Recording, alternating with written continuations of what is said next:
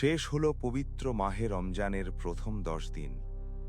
এ 10 দিন শেষ হতে না হতেই রমজানের রহমত বন্ধ হয়ে যায়। কালকে থেকে শুরু মাগফিরাতের 10 দিন এবং এর পরের 10 দিন নাজাতের।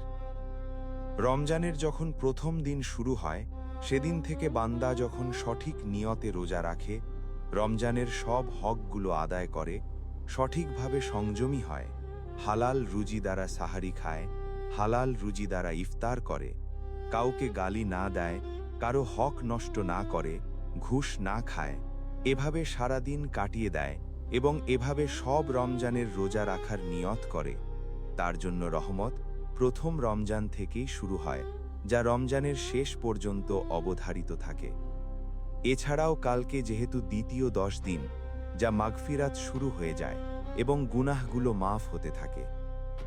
রাসূলুল্লাহ সাল্লাল্লাহু আলাইহি ওয়াসাল্লাম বলেছেন, এটা এমন এক মাস যে প্রথম 10 দিন রহমতের বারিধারায় পরিপূর্ণ, মাঝের 10 দিন ক্ষমা ও মার্জনা লাভের জন্য নির্ধারিত এবং শেষ 10 দিন জাহান্নাম থেকে মুক্তি লাভের উপায় রূপে নির্দিষ্ট।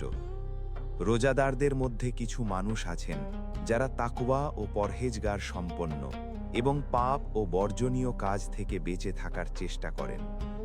সিয়াম সাধনার মাঝে কোনো ভুল ত্রুটি করে ফেললে সাথে সাথে তওবা ও ইস্তেগফার করে নিজেদের সংশোধন ও ত্রুটি মুক্ত করে নেওয়া যায়।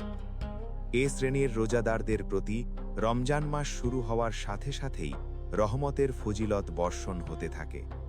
তারা যখন রোজার প্রথম 10 দিন একান্ত নিষ্ঠা ও আন্তরিকতার সঙ্গে অতিবাহিত করেন, তখন তারা আর সেই মানুষ থাকেন না।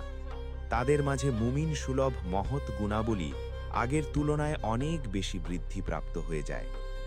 নবী করিম সাল্লাল্লাহু আলাইহি ওয়াসাল্লাম বলেন, জান্নাতের মধ্যে রাইয়ান নামক এক দরজা আছে। এ দরজা দিয়ে কেবল কিয়ামতের দিন রোজাদার লোকেরা প্রবেশ করতে পারবেন। ঘোষণা দেওয়া হবে, রোজাদার লোকেরা কোথায়? তখন তারা দাঁড়াবে, তাদের প্রবেশের পরপরই দরজা বন্ধ করে দেওয়া হবে। হাদিসে বর্ণিত, যখন আল্লাহ পাক কাউকে ভালোবাসেন, তখন জিবরাইল আলাইহিস সালামকে বলেন, ও আমার প্রিয় ব্যক্তি, সুতরাং তুমিও তাকে ভালোবাসো। জিবরাইল আলাইহিস সালাম তখন তাকে ভালোবাসতে থাকেন ও আসমানে ঘোষণা করে দেন যে, উমুক আল্লাহ প্রিয় বান্দা, কাজেই তোমরাও তাকে ভালোবাসতে থাকো। তখন আসমানের বাসিন্দারা তাকে ভালোবাসতে থাকেন এবং অতপর জমিনবাসীর অন্তরে তার মহব্বত ঢেলে দেওয়া হয় এবং সাধারণ নিয়মের ঊর্ধ্বে কাছে ও দূরের সবাই, এমনকি সমুদ্রের বাসিন্দা ও নিবিড় জঙ্গলের বাসিন্দা পর্যন্ত তাকে ভালোবাসতে থাকে ও তার জন্য দোয়া করতে থাকে। হে আল্লাহ, তোমার প্রতি যারা ভরসা করেছে, আমাকে সেই ভরসাকারীদের অন্তর্ভুক্ত করো। তোমার অনুগ্রহের মাধ্যমে আমাকে শামিল করো সফলকামদের মধ্যে এবং আমাকে তোমার নৈকট্য লাভকারী বান্দাদের অন্তর্ভুক্ত করে নাও। হে অনুসন্ধানকারীর শেষ গন্তব্য, আমাদের রহমত দান করো। আমিন। ভিডিওটি ভালো লাগলে লাইক, কমেন্ট ও শেয়ার করুন। ইসলামিক জ্ঞান ছড়িয়ে দিতে আমাদের চ্যানেলটি সাবস্ক্রাইব করতে ভুলবেন না।